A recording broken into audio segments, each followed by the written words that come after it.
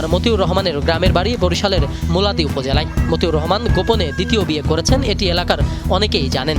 শুনছি বিয়ে করছে, কিন্তু আমার সাথে কোনো পরিচয় নেই। প্রথম জানি একটা, পরে শুনছি আরেকটা বিবাহ আছে, এই তো এমনি অন্য কিছু আমি জানি না। দ্বিতীয় বিবাহ সে করছে, এটা লোকমুখে শুনছি, কিন্তু আজ পর্যন্ত বাড়ির কাছেও শুনি নাই, আমাদের পরিবারের কাছেও শুনিনি। মতিউর রহমানের দ্বিতীয় স্ত্রী শাম্মী আক্তার শিবলির সম্পর্কে জানা যায়, তিনি ফেনী 2 আসনের সংসদ সদস্য নিজামউদ্দিন হাজারীর মামাতো বোন। নিজাম হাজারী যমুনা টেলিভিশনকে জানান, ইফাত মতিউর রহমানেরই ছেলে। ইফাতের ব্যাপারটা আর কি, যে উনি যে এটা সঠিক, ওটা ছেলে, মানে দ্বিতীয় পক্ষের ভাইয়া, এখানে আরেকটা কোনো থাকতে পারে, দ্বিতীয় পক্ষের স্ত্রীর আগের ঘরের নাকি সরাসরি মতিউর রহমানের ছেলে? মতিউর রহমান সাহেবের ছেলে। কোরবানির জন্য কেনা হয়েছে 15 লাখ টাকার ছাগল। ইফাত নামের এই যুবকের ফেসবুকে দেয়া পোস্ট থেকে বিপত্তি শুরু, যা এখন টপ অব দ্য কান্ট্রি। ইফাতের ফেসবুক ঘেটে দেখা যায়, ফেসবুক জুড়ে বাবাকে নিয়ে গর্বকথা ও ছবি পোস্টে ভরপুর, যা ইতিমধ্যে ভাইরাল সোশ্যাল মিডিয়ায়। ইফাতের দাবি, 11তম বিসিএস ব্যাচের শুল্ক ও আবগারি কর্মকর্তা ডক্টর মতিউর রহমান তার বাবা।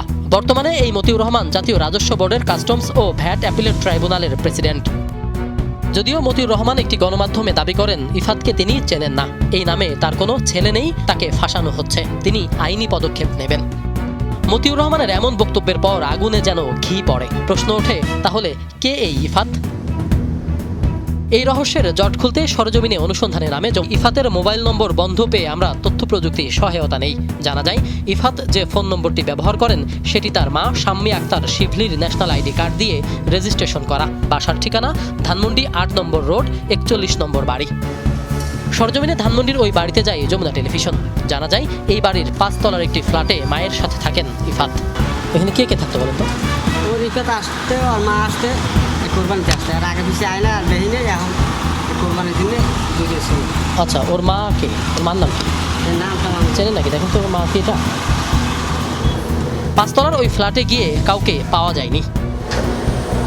এ সময় বাড়ির ম্যানেজার ইমতিয়াজের সাথে মোবাইলে কথা হয় আমাদের। তিনি জানান, ফ্ল্যাটটি মতিউর রহমান ও শাম্মী আক্তারের। মতিউর রহমান মাঝে মাঝে আসা যাওয়া করতেন। ফ্ল্যাটটা কার নামে কেনা বা ফ্ল্যাটটা কার, এটার জানা দরকার। প্রকৃত মালিক মতিউর রহমান বা ওই শাম্মী আক্তার হতে পারে, এই নামে হতে পারে।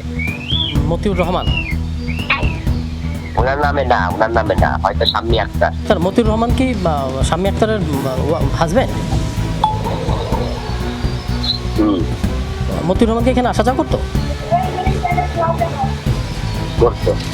অনুসন্ধানকালে আমাদের হাতে আসে ইফাতের ছোট বোন ইফতিমা রহমান মাধবীর জন্ম নিবন্ধন ও জাতীয় পরিচয়পত্র। সেখানেও লেখা বাবা মতিউর রহমান আর মা শাম্মী আক্তার শিবলি। এই বোনের সাথে ইফাত ও তার বাবা মতিউর রহমানের ছবি আছে।